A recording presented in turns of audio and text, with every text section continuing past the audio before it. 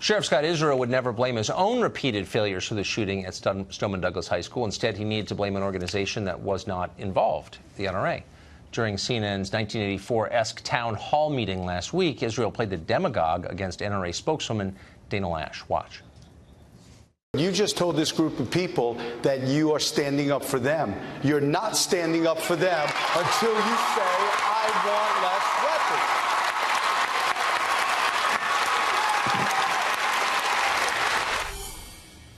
Dana Loesch joins us tonight. Dana, when I was watching that, my first thought was he doesn't sound much like a sheriff. He sounds like someone running for office, a Tammany politician, a red-faced blowhard, a demagogue.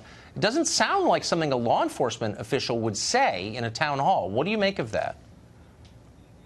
I completely agree with you, Tucker, and I'm so glad that you're talking about this, because this is the failure, and this is where the failure took place. It was with this man and his leadership as Broward County Sheriff. And I'll have everybody know, Tucker, as well, before the sheriff took that stage, him and I sitting up there for this town hall, he was allowed to go out and give a rally-style speech in which he railed against special interests and was naming the NRA and really setting the stage up to go after 5 million law-abiding innocent Americans who didn't get all of the 45, I think is what BuzzFeed reported, tips that his office received.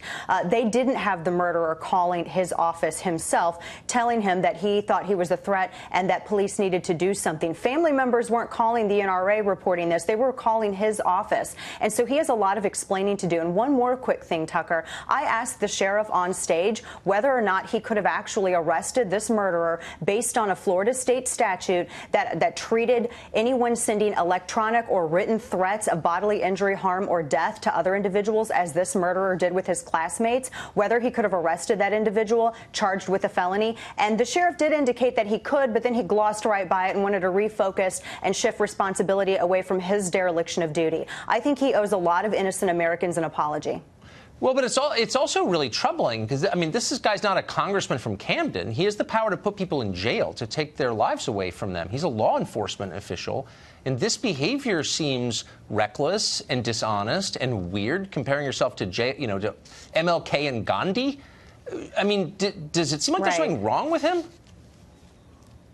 And, you know, you mentioned that Game of Thrones quote, the lion doesn't worry about the opinions of the sheep. Well, he mentioned that again yesterday in a radio interview with a South Florida station, and he was attacking all of those, including the congressman that you just had on, the lawmaker that you just had on, the state of Florida, who was calling for his resignation.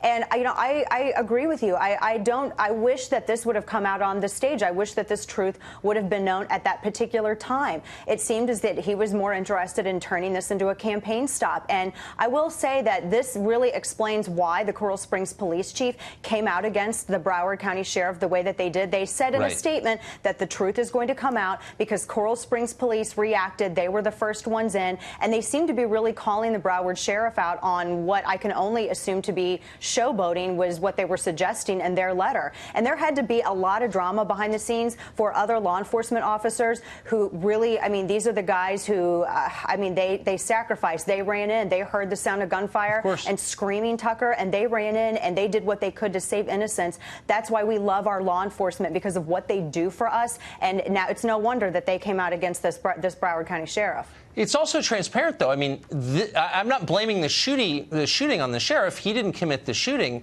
but a series of missteps by his agency allowed it to happen. He's culpable in some way, and yet he's diverting all the attention to others. It's the most basic and recognizable kind of butt covering. Why does the press not point that out? I wish they would. I mean, what we're talking about is systemic failure here. And Tucker, I mean, here you had the 45 reports into this sheriff's office. You also had 2 FBI reports. But even bigger than that, we've had decades of the political class ignoring the mental health crisis here in the United States, and politicians who have refused to report dangerous people who are been adjudicated unfit, dangerous to themselves or others, to the NICS system. And so this is why we at the NRA have been pushing for targeted action and offering solutions on this. And we're going to continue to do so.